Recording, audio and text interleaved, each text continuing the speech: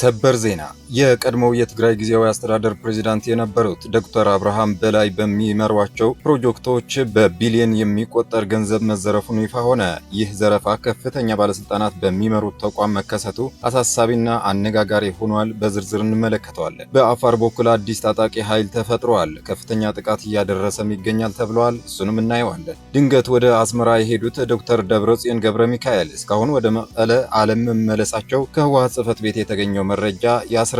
የፋኖና የሻዕቢያ የጋራ ጥምር ጦር ተንቤን አካባቢ መታየቱን ይፋ ሆኗል። እናየዋለን። በኢትዮጵያ ኩምሩክ በተፈጸመ የድሮን ጥቃት የወርቅ ማውጫ ኩባንያ ሰራተኞች ተገደሉ። በአካባቢው ያለው ውጥረትም አሳሳቢ ሆኗል። በመዲናዋ የአዲስ አበባ ሰልፍ ሊካሄድ በዝግጅት ላይ እንዳለ ታውቋል። ሰልፉም ቀን ተቆርጦለታል። ክቡራና ክቡራት የየኔን ቤተሰቦች በቆይታችን እነዚህና ሌሎች መረጃዎች በዝርዝር ይዘናል። እስከ መጨረሻው ከቆያችሁ ወሳኝ ሰበር መረጃዎች ታገኛላችሁ።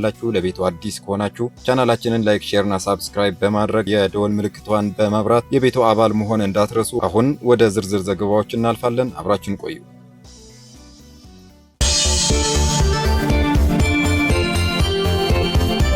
የቀድሞው የትግራይ ጊዜያዊ አስተዳደር ፕሬዝዳንት የነበሩት ዶክተር አብርሃም በላይ በበላይነት በሚመሯቸው ፕሮጀክቶች በቢሊዮን የሚቆጠር ገንዘብ መዘረፉን ይፋ ሆነ። ይህ ተቋም የቀድሞው የትግራይ ጊዜያዊ አስተዳደር ፕሬዝዳንት የነበሩት ዶክተር አብርሃም በላይ ይህንን ሚኒስቴር መስሪያ ቤት በበላይነት ለመምራት በ2024 እንደ አውሮፓውያን አቆጣጠር ወደ ስልጣን የመጡ ቢሆንም ቀድሞ የጀመረው ስር የሰደደው የብክነትና የዝርፊያ ሰንሰለት በእርሳቸው የስልጣን ዘመን ቁጥጥር ስርም ሳይገታ መቀጠሉ አስደንጋጭ ክስተትና ዋነኛው አሳሳቢ ነጥብ ሆኗል ተብለዋል። የፌዴራል ዋና ኦዲተር በቅርቡ ይፋ ባደረገው የክዋኔ ኦዲት ሪፖርት በመስኖና ቆላማ አካባቢ ሚኒስቴር ስር በተከናወኑት የዌልሜልና የጨልጨል የመስኖ ፕሮጀክቶች ላይ ከ2018 እስከ 2025 እንደ አውሮፓውያን አቆጣጠር በነበሩት ዓመታት የውል ድንጋጌን በመጣስ ብቻ 3.69 ቢሊዮን ብር የሚደርስ ህገወጥ የገንዘብ ሀብት መባከኑን ይፋ አድርገዋል። በዚህ ተቋም ውስጥ በውል ሳይካተቱ ከ132 ሚሊዮን ብር በላይ በሚሆን ወጪ የ2023 ሞዴል ቅንጡ ተሽከርካሪዎች ወይም V6 እና ቶዮታ ፕራዶ ተገዝተው ለተቋራጩ የተረከቡ ሲሆን የ75 ሚሊዮን ብር የመስክ ተሽከርካሪዎች ግዢ ደግሞ የተጠናቀቀ ግንባታ ተደርጎ በተጭበረበረ ጊዜያዊ የክፍያ ማረጋገጫ ሰነድ ክፍያ ተፈጽሞበታል። በተጨማሪም ፕሮጀክቶቹ ያለ አዋጭነት ጥናት በመጀመራቸው ምክንያት ከ38 ወራት በላይ እንዲዘገዩ ቢደረግም ዶክተር አብርሃም በላይ በ2024 እንደ አውሮፓውያን አቆጣጠር ኃላፊነቱን ከተረከቡ በኋላም በደካማ አፈጻጸምና በውል ጥሰት ላይ ምንም አይነት የቅጣት እርምጃ አለመውሰዳቸው በተቋሙ የበላይ ኃላፊዎችና በተቋራጮች መካከል ያለውን ያልተገባ የጥቅም ትስስር ጥርጣሬ ይበልጥ ያጠናክረዋል። ይህንን አስደንጋጭ የህዝብ ሀብት መዘረፍ ተከትሎ በሁለቱም የመንግስት ወገኖች ላይ ብርቱ ትችቶች እየቀረቡ ይገኛሉ። በአንድ በኩል እንደ ዶክተር አብርሃም በላይ ያሉ ከፍተኛ የፖለቲካ ተሰሚነት ያላቸው መሪ በ2024 እንደ አውሮፓውያን አቆጣጠር ሚኒስትሩን ከተረከቡ በኋላ ይህንን ታላቅ የሀገር ሀብት ዝርፊያና የቅንጡ መኪናዎች ግዢ ማቆም አለመቻላቸውና ሌብነቱ በአይናቸው ስር መቀጠሉ ጥልቅ የሆነ የአመራር ብቃት ማነስና የህሊና ተጠያቂነት እጦትን ያሳያል። በአንጻሩ ደግሞ እንዲህ ያለውን ግልጽ የቢሊዮኖች ብር ስርቆትና የሰነድ ማጭበርበር ወንጀል በኦዲት ያረጋገጠው የፌዴራል ዋና ኦዲተር ወንጀለኞችን በቀጥታ ወደ ፍርድ ቤት በመውሰድ በቁጥጥር ስር እንዲውል ማድረግ ሲገባው ምክረ ሀሳብ በአስቸኳይ ካልተተገበረ ጉዳዩን ለምክር ቤት ይቀርባል በሚል ጥርስ አልባ ማስጠንቀቂያ ማለፉ ሌላው በህዝብ ሀብት ላይ የተቀለደ የቁም ቀልድ ነው ተብለዋል።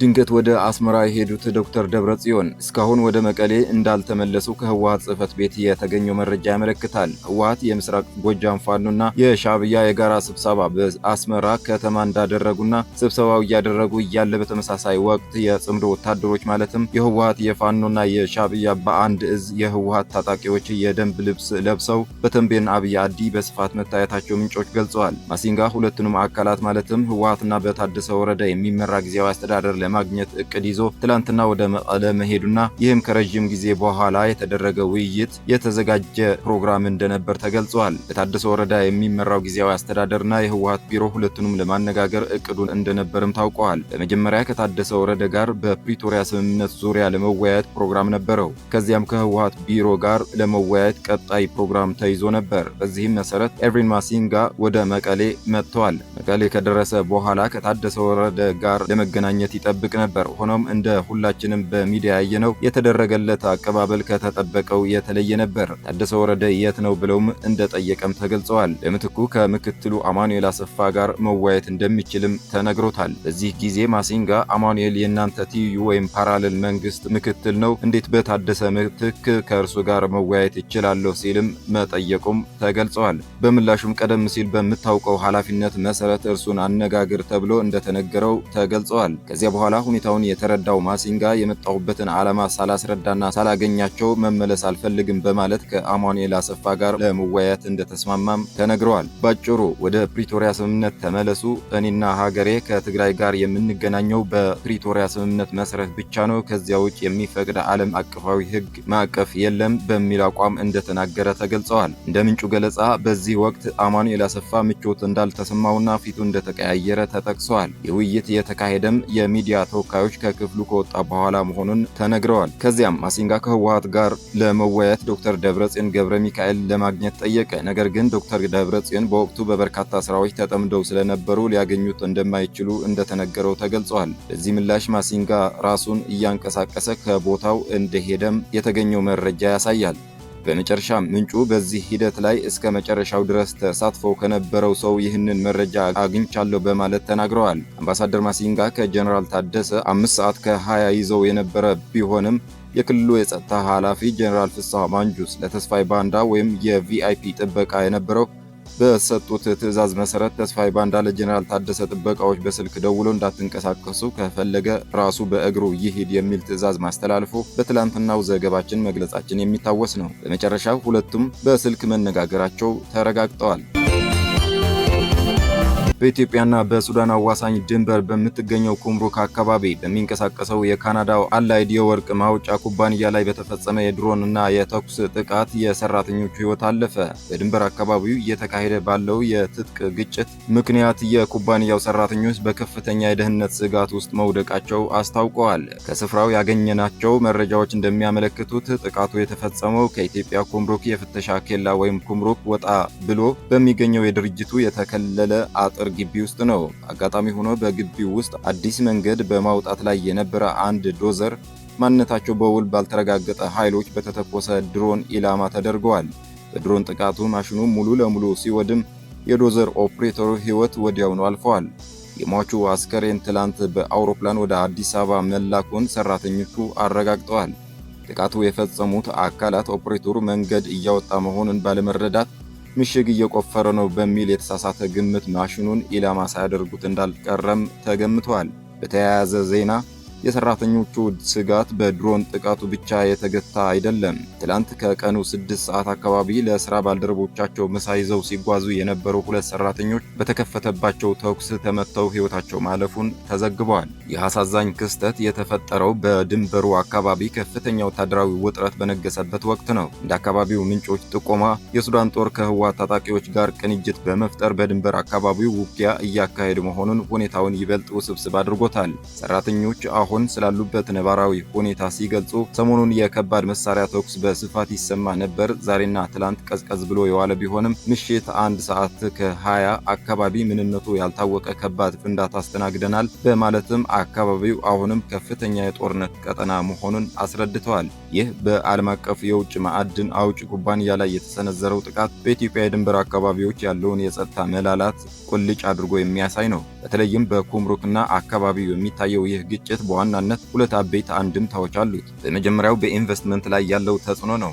እንደ አላይድ ያሉ ዓለም አቀፍ ኩባንያዎች ደህንነታቸው ባልተጠበቀበት በተለይም በአጥር ግቢያቸው ውስጥ የድሮን ጥቃት በሚፈጸምበት ሁኔታ ስራቸውን መቀጠል አይችሉም። ይህ የሀገሪቱን የማዕድን ዘርፍ የውጭ ቀጥታ ኢንቨስትመንት ክፉኛ ይጎዳዋል። ሁለተኛው ደግሞ የድንበር ሉዓላዊነት ስጋት ነው። የሱዳን ጦርና ሌሎች ታጣቂ ኃይሎች በኢትዮጵያ ግዛት ውስጥ በሚንቀሳቀሱ የኢኮኖሚ ተቋማትና የንጹሃን ዜጎች ላይ ጥቃት ማድረሳቸው መንግስት የድንበር ደህንነትን ለማስጠበቅ የሚወስደውን እርምጃ ጥያቄ ውስጥ ይጥለዋል። በአሁኑ ወቅት በስፍራው የሚገኙ ሰራተኞች ሕይወታችን ከፍተኛ ስጋት ላይ ነው በማለት የሚመለከታቸው የመንግስት የጸጥታ አካላት አስቸኳይ ጣልቃ ገብነትና ጥበቃ እንዲያደርጉላቸው ተማጽነዋል። ከመንግስት በኩል ስለ አደጋውም ሆነ ስለ ድንበሩ ወቅታዊ ሁኔታ እስካሁን የተሰጠ ይፋዊ መግለጫ የለም። በትግራይ የሚፈጸመውን ወታደራዊ አፈሳና እስር የሚቃወመው ሰልፍ ፈቃድ ማግኘቱ ተሰማ።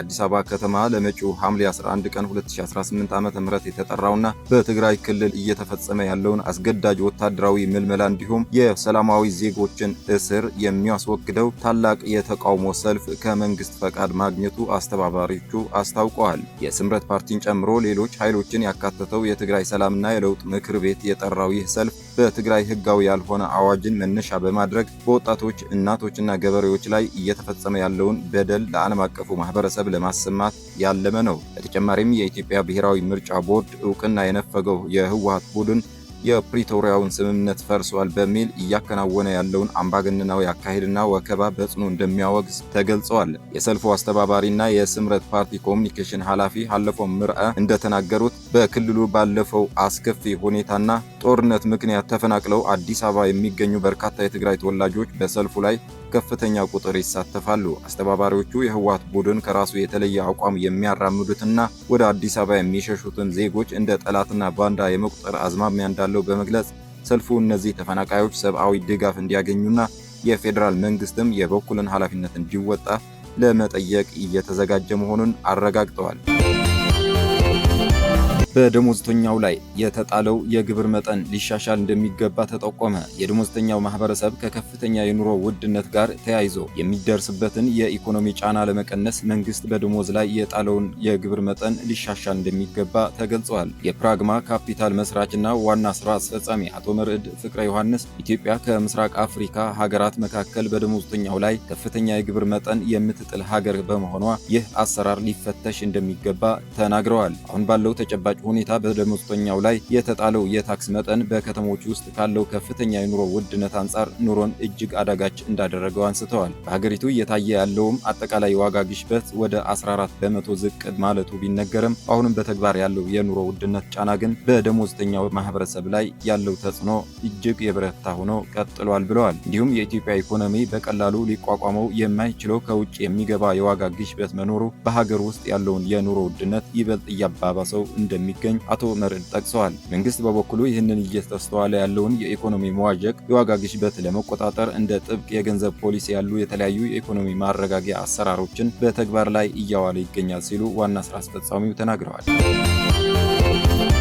ሰሜን ኮሪያን ጨምሮ ለበርካታ ሀገራት ያለ ቪዛ እንዲገቡ ኢትዮጵያ ፈቀደች። ኢትዮጵያ ለውጭ ዜጎች ያለ ቪዛ የሚገቡበትን እንደደረሱ የሚያገኙበትን ስርዓት እውን አድርጋለች። በዚህ መሰረትም የ119 ሀገራት ዜጎች ኢትዮጵያ እንደገቡ ቪዛ ማግኘት የሚችሉ መሆኑን የሚፈቅድ አሰራር ተዘርግተዋል። በደረሱበት ቪዛ እንዲያገኙ ከተፈቀደላቸው ሀገራት ዝርዝር መካከል ጎረቤት ሀገር ኤርትራና ሱዳን አልተካተቱም። ሶማሊያ፣ ጅቡቲ፣ ኬንያና ደቡብ ሱዳን ግን የእድሉ ተጠቃሚ ሀገራት ናቸው። በሌላ በኩል ዓለም በምዕራባውያን ተጽዕኖ ምክንያት ያገለላት ሰሜን ኮሪያ ዜጎቿ ወደ ኢትዮጵያ መምጣት ከፈለጉ ቪዛ ከደረሱ በኋላ ማግኘት ከሚችሉት ውስጥ ተካተዋል። የቪዛ ማግኛ መንገዱ የኢትዮጵያን የቱሪዝም ዘርፍ በእጅጉ እንደሚያነቃቃው ይጠበቃል። በተለይም ኢትዮጵያ ዓለምን የሚያገናኝ ግዙፍ አየር መንገድ ባለቤት በመሆኗ ለትራንዚት የሚመጡ የውጭ ዜጎች በቀላሉ ኢትዮጵያን መጎብኘት የሚችሉበትን እድል የሚያሰፋ እንደሆነም ይታመናል። በአጠቃላይ የኢትዮጵያን ቪዛ እንደደረሱ ያገኛሉ የተባሉ 119 ሀገራት ዝርዝር ተጠቅሰዋል።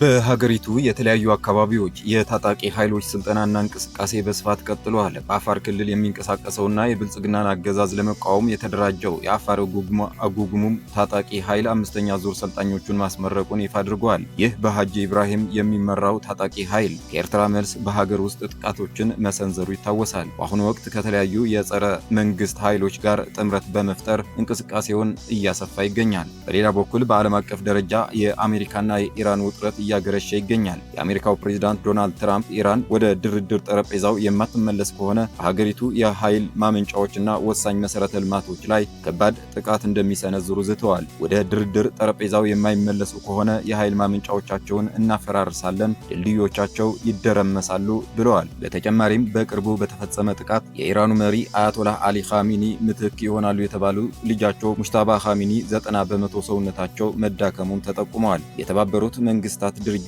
የሰብአዊ መብቶች ከፍተኛ ባለስልጣን ቮልከር ተርክ በበኩላቸው በሲቪል መሰረተ ልማቶች ላይ ጥቃት ለመሰንዘር መዛት ዓለም አቀፍ ሕግን የሚጻረርና የጦር ወንጀል ሊሆን እንደሚችል በመግለጽ የትራምፕን ንግግር ኮንነዋል። የተከበራችሁ የኤኤንኤን ወዳጆች ዜናዎቻችን እነዚህ መስሉ ነበረ። ሌሎች ትኩስና ወቅታዊ ዝርዝር የትንታኔ ዜናዎች ቶሎ እንዲደርሷችሁ ቻናላችንን ላይክ፣ ሼር እና ሳብስክራይብ በማድረግ እንዲሁም የደወል ምልክቷን በማብራት አብራችሁን ሁኑ። መልካም